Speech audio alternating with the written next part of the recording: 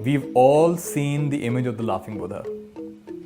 He was actually a real Zen monk who lived in China about 1,000 years ago. And he was famous for being very jovial. And he would wander from place to place. And he carried with him a big sack carrying all kinds of goodies in it. He would stop on the wayside and all the children would come running to him, and he'd give from his sack something nice, some little gift, something or the other to all the kids, and they would love it. In a way, he created these kind of playway kindergarten schools wherever he went. And he would tell stories, and he would laugh with the kids, and he would roll in the mud with them. And there was a Zen scholar who saw this behavior and said, what kind of behavior is this? This is not the way monks are supposed to behave. He's wearing his clothes so loose they'll drop off any time. He's carrying this big fat bag. What kind of behavior is this? He's most un-monk-like. So this scholar said, people like him are spoiling the true teachings. He decided to confront him.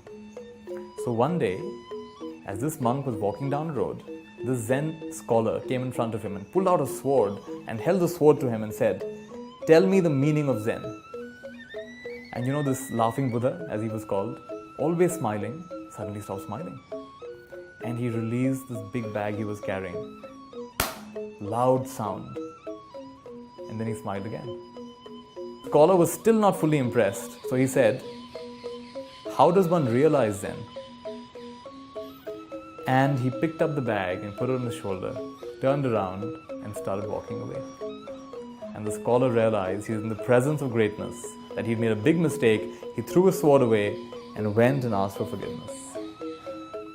So in this story, without even saying anything, the monk is conveying some of the deepest lessons. What is the meaning of Zen? Put down the burden. What burdens are we carrying? Mental, emotional, from the past, worrying about the future. If we have picked up those burdens, we can also spontaneously put them down. Right now, put them down. And once you learn to put it down, you can re-engage, this time not being caught up. You don't run away from your responsibilities, you engage without getting caught up in them. And so he picked up the bag again and he began walking. So in this way, this monk who appeared to be very jovial and superficial and just fooling around, turned out to be someone who was deeply wise. And that deep wisdom did not take away his playfulness. So we can be very much connected to ourselves and we can also be very playful. So this is a light-hearted approach to a really wise way of living. And the Laughing Buddha, the Zen monk, represents that wonderful teaching.